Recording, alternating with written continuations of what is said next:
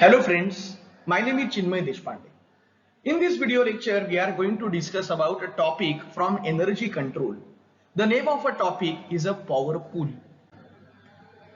So from the type of interchange, here we will see in short what is a power pool. So power pool is basically it is a single agreement that joins all the system. So how it joins all the system, let's see in detail. Interchange of the power between systems can be economically advantageous to all the systems which are interconnected with each other. Now, whenever a system is interconnected with many neighbors, the process of setting up one transaction at a time with each neighbor can become very time consuming and results in an optimum production cost. In other words, we can say that the signing up interchange agreement between each pair of the system is very difficult task. Let's say, suppose there are four areas which are interconnected with each other. This is A, B, C, D. So it is interconnected with each other like this, suppose. Now, suppose A requires a power from B, C and D. It is very complicated to interchange the power or to make an agreement whether how much power will be given by B to A, C to A, D to A, and what will be the agreement. So hence it is more beneficial to have a power pool. To overcome a burden of several utilities may form a power pool that incorporates a certain dispatch office. Power pooling is used to balance the electrical load over a larger network, that is electrical grid, than a single utility. What is pooling? The dictionary meaning of a pooling, it is the act of sharing or combining two or more things. Here we can say the systems, and act of sharing means what? Act of sharing the power. It is a mechanism for the interchange of a power between two or more utilities which provides or generates the electricity. Power pool is a single agreement that joins all the system. This is very important point or key point associated with the concept power pool. That agreement provides established terms and conditions for the pool members, and generally it is more complex than a bilateral agreement. Bilateral means what? Suppose there are only two areas A and B which are interconnected with each other. So either A will buy and B will take it, or A will sell, B will take it, or B will sell and A will take it. This is a bilateral agreement only, which is very easy. But as in a power pool, instead of having two, there are number of generators or number of utilities are interconnected. So such kind of agreement is somewhat complex. In one model, the power pool which is formed by the utility has one central authority, which is central dispatch office, from where the pool is controlled and administered. All the tasks which is regarding the interchange of power and the settlement of the disputes are assigned to the pool administrator at the pool office. Let me give you some simple kind of example. You people have gone through the concept of a pool. You know what is a pool campus. Now when there are some interviews, suppose let's say there is a X company which is going to arrange interview in a college. There are three colleges. There is A college, B college, C college. X is the company. X wants some good candidates from all the three colleges. So there will be some kind of agreement. X will say that I am going to arrange some pool campus interview in the college A, and for that pool campus the students from college B and college C should also report to the college A. But if there is another college, let's say college D, no students will be allowed to enter for such kind of interview processes wherein A, B, C and X company has made some kind of agreement. No students will come here for the interview, as it is associated with only three colleges ABC. So the students from ABC only will be hired by a company. So this is called as, this is a one kind of agreement which is made for a campus placement. So this is a pool campus. So you apply this logic to the power pool.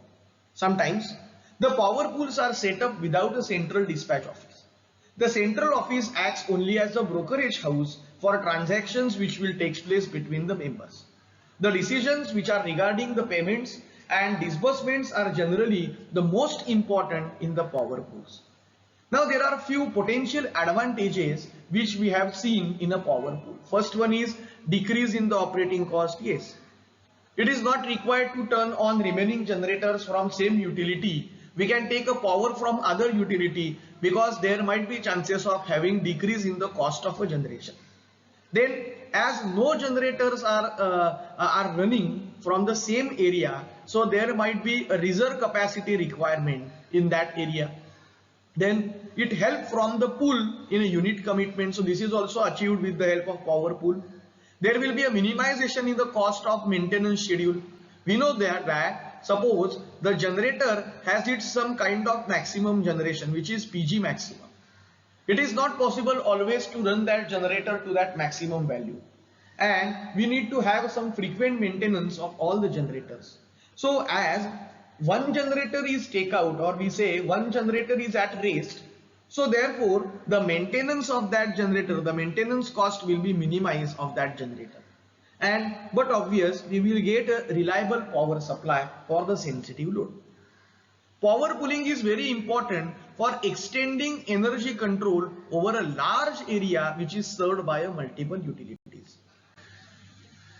Now, there are few constraints or the problems also which are associated with a power pool. First one, as I discussed earlier, these are very complex kind of agreements compared to that of bilateral networking. The complexities arise because the members of the pool are attempting to gain a greater benefit from the pool operations. Yes, some members may think like that, why should not take more power? Why should not sell the power with a more price? So there might be some kind of greater benefits from the pool operations. Second point, costs which are associated with establishment of central dispatch office and the needed communication and computational facility.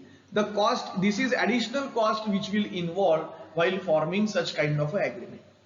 Third one, the opposition of the pool members to give up their rights to engage in independent transactions outside the pool.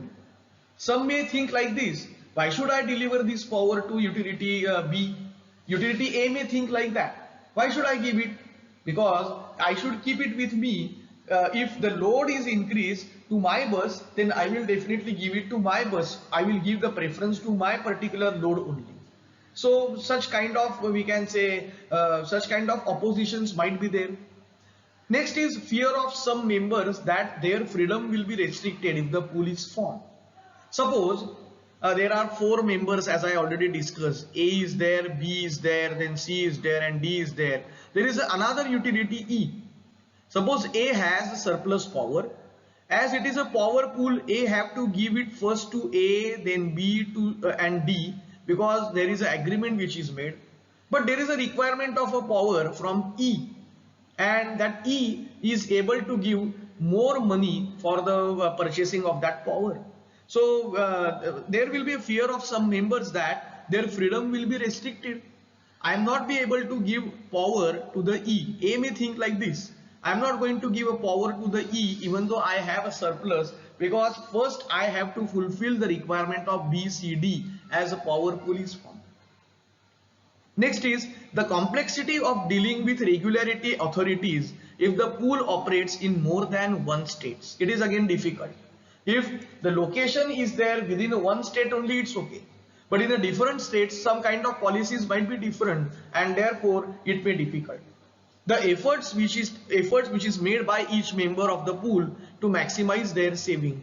Yes, all the members, or we can say all the utility may think that why should not keep that that much amount of a power which is produced more, or a surplus power with me? Why should I give it to other utility? Suppose the requirement of a power is there to my load, then why should not keep it with me? Such kind of thoughts might be there in a pool members. So these are the problems or the constraints associated with a power pool. Now this is a summary of types of interchange. How the capacity interchange is defined to meet the peak load in the one area. How the diversity interchange will be there. Peak load at, this is very important, different time blocks or different weather condition in the neighboring area. In a energy banking, one will act as a bank, other will act as a depositor, and it will be deposited in the bank, and whenever it is required, the power will be withdrawn from the bank.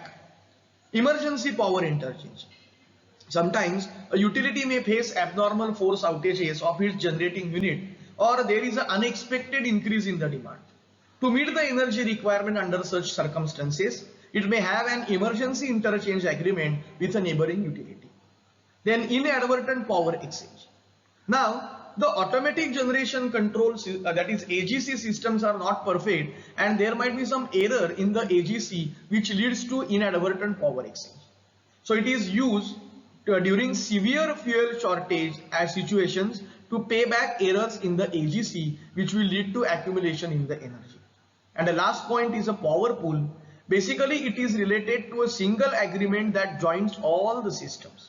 Now that all agreements will provide the established terms and the conditions for the pool members, and generally it is very complex as compared to that of a bilateral agreement. So this is the summary of types of interchange. Thank you for watching this video.